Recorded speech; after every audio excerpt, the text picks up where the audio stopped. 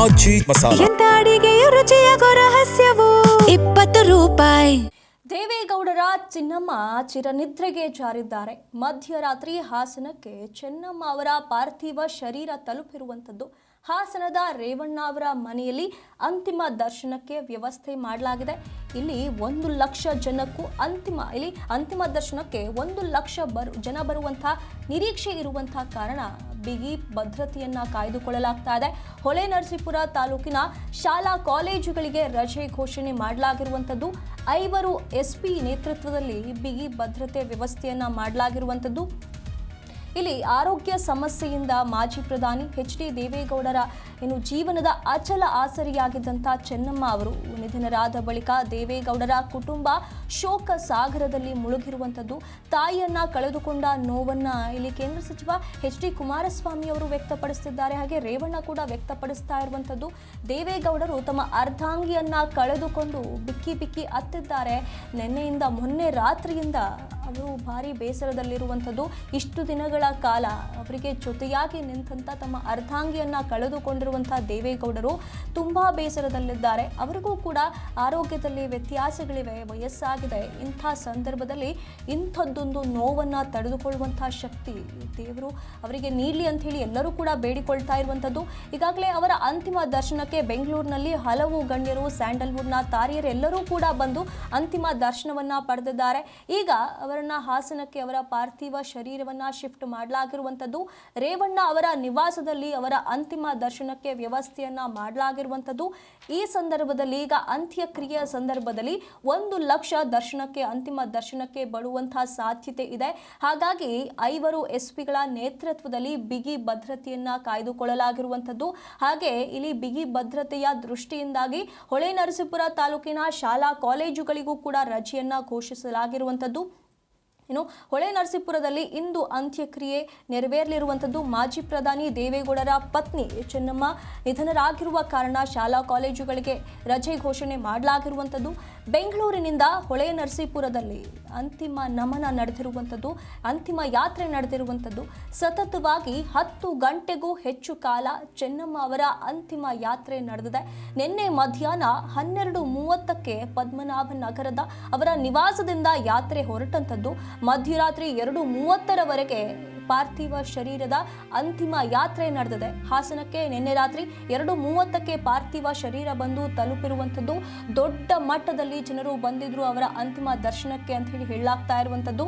ಹಾಗಾಗಿ ನಿಧಾನವಾಗಿ ಅಂತಿಮ ಯಾತ್ರೆಯನ್ನ ನಡೆಸಿ ನಿನ್ನೆ ರಾತ್ರಿ 2:30ಕ್ಕೆ ಹಾಸನಕ್ಕೆ ಪಾರ್ಥಿವ ಶರೀರ ಬಂದು ತಲುಪಿರುವಂಥದ್ದು. ಈಗಾಗಲೇ ಹುಟ್ಟೂರಿನಲ್ಲಿ ಅವರ ಅಂತ್ಯಕ್ರಿಯೆಗೆ ಎಲ್ಲ ಸಿದ್ಧತೆಗಳು ನಡೀತಾ ಇರುವಂಥದ್ದು. ಇಲ್ಲಿ ತುಂಬಾ ದೇವರ ಭಕ್ತರಾದಂಥ ಚೆನ್ನಮ್ಮ ಏನಿದ್ದಾರೆ ಅವರ ಅಂತ್ಯಕ್ರಿಯೆಗೆ ಎಲ್ಲ ಸಿದ್ಧತೆಗಳು ನಡೀತಾ ಇವೆ. ನಿನ್ನೆ ಅವರ ಪದ್ಮನಾಭ ನಗರದ ನಿವಾಸದಲ್ಲಿ ಅಂತಿಮ ದರ್ಶನಕ್ಕೆ ವ್ಯವಸ್ಥೆಯನ್ನ ಮಾಡಲಾಗಿತ್ತು.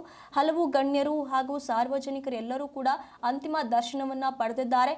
ಅದಾದ ಬಳಿಕ ನಿನ್ನೆ ಮಧ್ಯಾಹ್ನ 12:30ಕ್ಕೆ ಪದ್ಮನಾಭ ನಗರದಿಂದ ಅವರ ಅಂತಿಮ ಯಾತ್ರೆ ಹೊರಟಿದೆ. ಅಲ್ಲಿಂದ ಹೊರಟು ಸತತವಾಗಿ 10 ಗಂಟೆಗಳ ಕಾಲ ಅವರ ಅಂತಿಮ ಯಾತ್ರೆ ನಡೆದಿರುವಂಥದ್ದು. ಹುಟ್ಟೂರಿನಲ್ಲೇ ದೈವ ಭಕ್ತೆ ಚೆನ್ನಮ್ಮ ಅವರ ಅಂತ್ಯಕ್ರಿಯೆ ನೆರವೇರಲಿದೆ. ಅಂತಿಮ ಸಂಸ್ಕಾರಕ್ಕೆ ಮಾವಿನ ಕೆರೆಯಲ್ಲಿ ಎಲ್ಲಾ ಸಿದ್ಧತೆಗಳು ಈಗಾಗಲೇ ನಡೀತಾ ಇರುವಂಥದ್ದು. ರಂಗನಾಥ ಸ್ವಾಮಿ ಬೆಟ್ಟದ ತಪ್ಪಲಿನಲ್ಲಿ ವಿಧಿವಿಧಾನಗಳು ನೆರವೇರಲಿವೆ.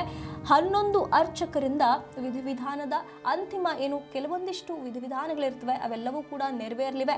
ಸಿಎಂ ಸೇರಿ ಹಲವು ಗಣ್ಯರು ಅಂತ್ಯಕ್ರಿಯೆಯಲ್ಲಿ ಭಾಗಿಯಾಗಲಿದ್ದಾರೆ. ಹಾಗಾಗಿ ಬಿಗಿ ಭದ್ರತೆಯಾಗಲಿ, ಸಂಪೂರ್ಣ ವ್ಯವಸ್ಥೆಗಳಾಗಲಿ ಎಲ್ಲವನ್ನೂ ಕೂಡ ಈಗ ನೋಡಿಕೊಳ್ಳಲಾಗ್ತಾ ಇರುವಂಥದ್ದು. ಚೆನ್ನಮ್ಮ ಅವರ ಅಂತಿಮ ದರ್ಶನಕ್ಕೆ ನಿನ್ನೆಯಿಂದಲೂ ಕೂಡ ದೊಡ್ಡ ಮಟ್ಟದಲ್ಲಿ ಜನಸಂಖ್ಯೆ ಬರ್ತಾ ಇರುವಂತಹ ಮಾಹಿತಿ ಬರ್ತಾ ಇರುವಂಥದ್ದು. ಹಾಗಾಗಿ ಇಂದು ಕೂಡ ಅವರ ಅಂತ್ಯಕ್ರಿಯೆಗಾಗಲಿ, ಅಂತಿಮ ದರ್ಶನಕ್ಕಾಗಲಿ ಅವರ ಹುಟ್ಟೂರಿನಲ್ಲಿ ರೇವಣ್ಣ ಅವರ ಮನೆಯ ಬಳಿ ಹೆಚ್ಚು ಜನರು ಬರುವಂತಹ ಸಾಧ್ಯತೆ ಇದೆ ಅಂತ ಹೇಳಿ ಈಗ ಪೊಲೀಸ್ ಬಿಗಿ ಬಂದೋಬಸ್ತ್ ಸಂಪೂರ್ಣವಾಗಿ ನೋಡಿಕೊಳ್ಳಲಾಗ್ತಾ ಇದೆ. ಒಟ್ಟು 5 ಎಸ್ಪಿ ನೇತೃತ್ವದಲ್ಲಿ ಬಿಗಿ ಭದ್ರತೆಯ ವ್ಯವಸ್ಥೆಯನ್ನ ಮಾಡಲಾಗಿರುವಂಥದ್ದು. ಹಾಗೆ ಹೊಳೆನರಸೀಪುರ ತಾಲೂಕಿನ ಶಾಲಾ ಕಾಲೇಜುಗಳಿಗೆ ರಜೆ ಘೋಷಣೆ ಆಗಿರುವಂಥದ್ದು. ಈಗ ಅವರ ಮನೆಯ ಬಳಿ ಅಂದರೆ ರೇವಣ್ಣ ಅವರ ಮನೆಯ ಬಳಿ ಈಗ ಅವರ ಅಂತಿಮ ದರ್ಶನಕ್ಕೆ ಅಂತ ಹೇಳಿ ವ್ಯವಸ್ಥೆ ಮಾಡಲಾಗಿದೆ. ಇಲ್ಲಿ ದೃಶ್ಯದಲ್ಲಿ ನೋಡ್ತಾ ಇರ್ಬೋದು ಯಾವ ರೀತಿಯಾಗಿ ಎಲ್ಲರೂ ಕೂಡ ಕಣ್ಣೀರು ಹಾಕ್ತಿದ್ದಾರೆ. ಚೆನ್ನಮ್ಮ ಅವರನ್ನು ಕಳೆದುಕೊಂಡ ಎಲ್ಲರೂ ಕೂಡ ಏನು ಬಿಕ್ಕಿ ಬಿಕ್ಕಿ ಅಳ್ತಾ ಇರುವಂಥದ್ದು. ಈಗ ವಯಸ್ಸಾದವರು ಅಲ್ಲಿ ತಾಯಿಯ ಮೃತದೇಹದ ಮುಂದೆ ನಿಂತು ಈ ರೀತಿಯಾಗಿ ಭಾವುಕರಾಗ್ತಿದ್ದಾರೆ. ಎಲ್ಲರೂ ಕೂಡ ಹುಟ್ಟೂರಿನಲ್ಲಿ ಅಂದರೆ ರೇವಣ್ಣ ಅವರ ಮನೆಯ ಬಳಿ ಅಂತಿಮ ದರ್ಶನಕ್ಕೆ ಆಗಿರುವಂತಹ ವ್ಯವಸ್ಥೆ ಏನಿದೆ, ಎಲ್ಲರೂ ಕೂಡ ಬಂದು ಅವರ ಅಂತಿಮ ದರ್ಶನವನ್ನು ಪಡಿತಾ ಇರುವಂಥದ್ದು. 1,00,000 ಜನ ಇವರ ಅಂತ್ಯಕ್ರಿಯೆಯಲ್ಲಿ ಭಾಗವಹಿಸುವಂತಹ ಸಾಧ್ಯತೆ ಇದೆ ಅಂತ ಹೇಳಿ ಎಲ್ಲ ಸಿದ್ಧತೆಗಳು ಈಗ ನಡೀತಾ ಇರುವಂಥದ್ದು. ಮೊನ್ನೆ ರಾತ್ರಿ ಅಂದರೆ ಮೊನ್ನೆ ಸಂಜೆ 4:30ಕ್ಕೆ ಚೆನ್ನಮ್ಮ ಅವರು ಹೃದಯಾಘಾತದಿಂದ ವಿಧಿವಶರಾಗಿದ್ದಾರೆ. ಆಗಿನಿಂದ ಅವರ ಅಂತಿಮ ದರ್ಶನಕ್ಕೆ ಅಂತ ಹೇಳಿ ನಿನ್ನೆ ಅವರ ಮನೆಯಲ್ಲಿ ಪದ್ಮನಾಭ ನಗರದಲ್ಲಿ ಏನು ವ್ಯವಸ್ಥೆ ಮಾಡಲಾಗಿತ್ತು, ಅಲ್ಲಿನಿಂದ ಹಿಡಿದು ಈ ಕ್ಷಣದವರೆಗೂ ಕೂಡ ಅವರ ಅಂತಿಮ ದರ್ಶನಕ್ಕೆ ಅಂತ ಹೇಳಿ ದೊಡ್ಡ ಸಂಖ್ಯೆಯಲ್ಲಿ ಜನರು ಬರ್ತಾ ಇರುವಂಥದ್ದು. ಸಾರ್ವಜನಿಕರಾಗಲಿ, ಕಾರ್ಯಕರ್ತರಾಗಲಿ, ಆಪ್ತರಾಗಲಿ, ಗಣ್ಯರಾಗಲಿ ಎಲ್ಲರೂ ಕೂಡ ಬಂದು ಅವರ ಅಂತಿಮ ದರ್ಶನವನ್ನು ಪಡಿತಾ ಇರುವಂಥದ್ದು. ಅವರ ಬಗ್ಗೆ ಒಳ್ಳೆಯ ಮಾತುಗಳನ್ನು ಆಡ್ತಿದ್ದಾರೆ, ಹಳೆಯ ದಿನಗಳನ್ನು ನೆನೆದು ಭಾವುಕರಾಗ್ತಿದ್ದಾರೆ.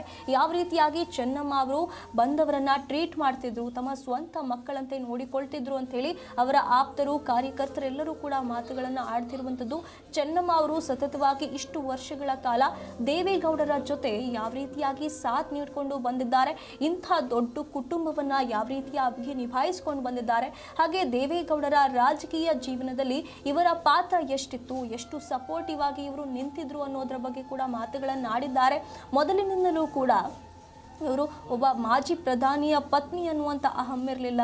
ತಮ್ಮ ಪುತ್ರ ಕೂಡ ಮುಖ್ಯಮಂತ್ರಿ ಆದಂಥವರು, ಮೊಮ್ಮಗ ಸಂಸದರಾದಂಥವರು, ಇಷ್ಟೆಲ್ಲ ಇದ್ರೂ ಕೂಡ ಎಂದಿಗೂ ಕೂಡ ಚೆನ್ನಮ್ಮ ಅವರು ದುರಹಂಕಾರ ಮಾಡಿಲ್ಲ, ಇಲ್ಲಿ ಯಾರ ಬಳಿಯೂ ಕೂಡ ಅಹಂ ತೋರಿಸಿಲ್ಲ ಅಂಥೇಳಿ ಹಲವರು ಅವರ ಬಗ್ಗೆ ಮಾತನಾಡಿರುವಂಥದ್ದು, ಹಳೆ ದಿನಗಳನ್ನು ನೆನೆದುಕೊಂಡು ಮಾತನಾಡಿರುವಂಥದ್ದು. ಇಲ್ಲಿ ಹುಟ್ಟೂರಿನಲ್ಲಿ ಅವರ ಅಂತ್ಯಕ್ರಿಯೆಗೆ ಎಲ್ಲ ಸಿದ್ಧತೆಗಳು ನಡೆದಿರುವಂಥದ್ದು. ಇಲ್ಲಿ ರಂಗನಾಥ ಸ್ವಾಮಿ ಬೆಟ್ಟದ ತಪ್ಪಲಿನಲ್ಲಿ ವಿಧಿವಿಧಾನಗಳು ನಡೆಯಲಿವೆ. ಏನು ಚೆನ್ನಮ್ಮ ಅವರು ದೇವರ ಭಕ್ತರು, ಮೊದಲಿನಿಂದಲೂ ಕೂಡ ದೇವರ ಭಕ್ತಿ ಹೆಚ್ಚು. ಹಾಗಾಗಿ ಅವರ ಆಸೆಯಂತೆ ಈಗ ರಂಗನಾಥ ಸ್ವಾಮಿ ಬೆಟ್ಟದ ತಪ್ಪಲಿನಲ್ಲಿ ವಿಧಿವಿಧಾನಗಳು ನೆರವೇರ್ತಾ ಇರುವಂಥದ್ದು. 11 ಅರ್ಚಕರು ವಿಧಿವಿಧಾನಗಳನ್ನು ನೆರವೇರಿಸಲಿದ್ದಾರೆ ಅಂತ ಹೇಳಲಾಗ್ತಾ ಇರುವಂಥದ್ದು. ಈ ಒಂದು ಅಂತ್ಯಕ್ರಿಯೆಯಲ್ಲಿ CM ಸೇರಿ ಹಲವು ಗಣ್ಯರು ಭಾಗಿಯಾಗಲಿದ್ದಾರೆ ಅನ್ನುವಂಥ ಮಾಹಿತಿ ಬರ್ತಾ ಇರುವಂಥದ್ದು. ನಿನ್ನೆ ಸತತವಾಗಿ 10 ಗಂಟೆಗಳ ಕಾಲ ಅವರ ಅಂತಿಮ ಯಾತ್ರೆ ನಡೆದಿದೆ. ಸಂಪೂರ್ಣವಾಗಿ ಅವರನ್ನು ಇನ್ನು ಬೆಂಗಳೂರಿನಿಂದ ಹಾಸನದವರೆಗೆ ಕರೆದುಕೊಂಡು ಬರುವಂಥ ದಾರಿಯಲ್ಲಿ ಎಷ್ಟೋ ಜನ ಅವರ ಅಂತಿಮ ದರ್ಶನವನ್ನು ಪಡೆದಿದ್ದಾರೆ ಅಂತ ಹೇಳಲಾಗ್ತಾ ಇರುವಂಥದ್ದು. ಹಾಗಾಗಿ 12:30ರಿಂದ ರಾತ್ರಿ 2:30ರವರೆಗೆ ಈ ಒಂದು ಅಂತಿಮ ಯಾತ್ರೆ ನಡೆದಿದೆ.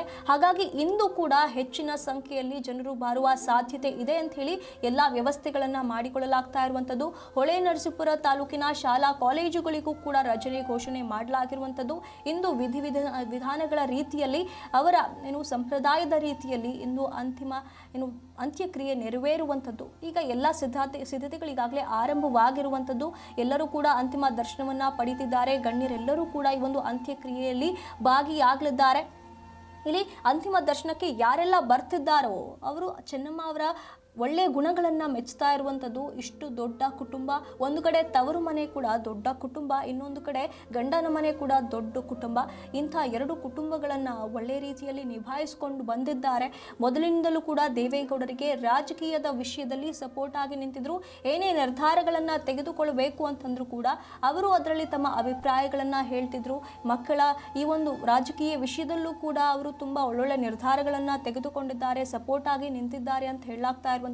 ಹಾಗಾಗಿ ದೇವೇಗೌಡರ ಈ ಒಂದು ಕುಟುಂಬದ ಪಿಲ್ಲರ್ ಏನಿತ್ತು ಅದನ್ನು ಕಳೆದುಕೊಂಡು ಈಗ ಕುಟುಂಬಸ್ಥರು ಕಂಗಾಲಾಗಿದ್ದಾರೆ.